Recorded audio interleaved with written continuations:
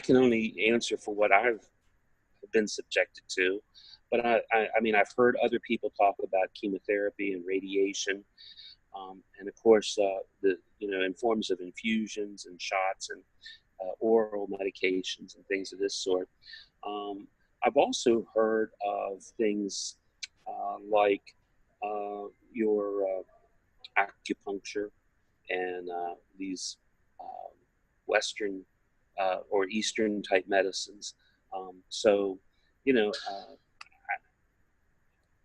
and of course, then there's the dietary aspect of, eating the right vegetable uh, plate and having a kale and the greens and the orange foods and things of this nature, the turmeric. And I mean, we get to hear and are subjected to so much information so quickly. It's very overwhelming. You're bombarded with all of this information, and it really you kind of suffocate with it. There's so much information, and it's to the point almost where you say, okay, I've had enough. I can't consume anymore.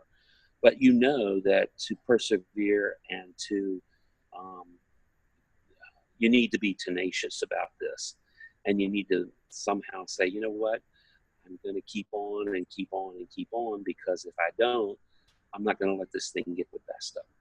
So we do just that. We persevere. We are tenacious about opportunities, and we read and we study and we listen to every little thing that comes down the road, because of the possibility that it may be uh, that wonder drug, that life-changing event that makes it go away forever. And we just don't know. But so I know from my standpoint, um, my son and daughter-in-law wanted me to try a product called Plexus, um, and it's kind of the beet extract type powder drink. And I was going through my chemo at the time, and I was really hesitant to add anything else um, to my diet. Uh, Number one, I wouldn't dare do it without talking to my oncologist first. But so I said, well, I'll talk to her and see what she thinks. And she read the label and she said, it's all natural. She said, I don't see where it's going to hurt. It might help, but I don't think it's going to hurt. There's no sugars or anything like that. Of course, we commonly hear that, cancer feeds on sugar. I don't know if that's exactly true. I don't buy into that 100%. Um, and I have my own reasons for that, but I just don't buy into that mindset. Um, but at any rate, so I tried the Plexus, and I was taking that the whole time that I was on the chemo um, treatments, the 15 weeks that I did that, and my numbers could never have looked any better. Um, I mean, my immunity numbers were um, what is it? You're 2.5 to 5 or something like that, and mine were all up in the sevens. Uh, I was. It's just incredible, really. Um, my blood pressure, sugars, um, everything uh, was really in check. My cholesterol, my triglycerides were very balanced and exactly where they should be. And so I probably should actually maybe consider getting back on that, just from the standpoint that I did benefit from it so much. There's just so much information out there and so many opportunities for you to experiment with. Bitter melon came to my attention, that it was a good product. Have you heard of bitter melon? Okay. Well, a gentleman friend of mine, an Oriental friend of mine, sent me seeds for bitter melon to plant. So, I'm going to find out if bitter melon makes a difference in my life.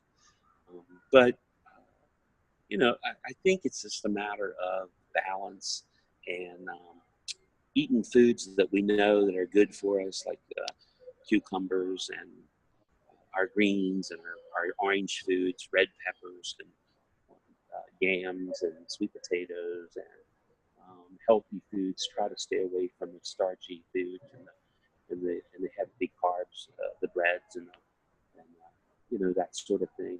And I'm not really good at it because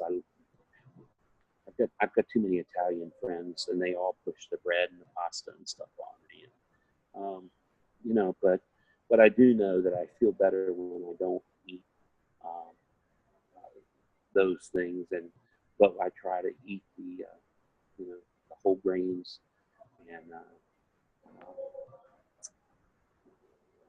I like the quinoa, couscous, and stuff like this. So, and of course, just the salads. I mean, dark leafy green lettuce is not iceberg, but the ones that really count, like the dandelions. Of course, the benefits of the dandelion is to be argued or to be considered. I mean, we can talk for days, literally days, about treatments and what could make a difference in the male breast cancer arenas. And this is the bottom line that I would say on that. And that is that we all ingest different foods in our lifetime. We all are exposed to different chemicals and different environments and different substances. And as a result of that,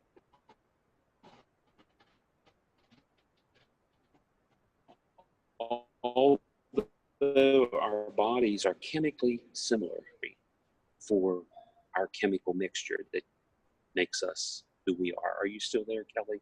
Yeah, okay. The screen had paused for a minute. So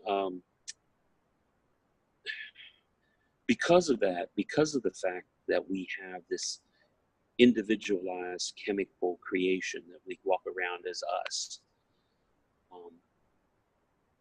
everything's going to impact us differently. There's some foods that give you gas. There are some foods that don't give anybody any gas, but they give one person gas, or they break somebody out. We all have, some people can't eat strawberries. And it's not that, it is an allergic reaction, but it's because their chemical makeup, it affects them differently. And I think that's probably true with the medicines that we're exposed to, the treatments that we seek. And that's the reason why there is no preset or predetermined definitive answer for a treatment. I mean, it's too varied. There's too many unknowns.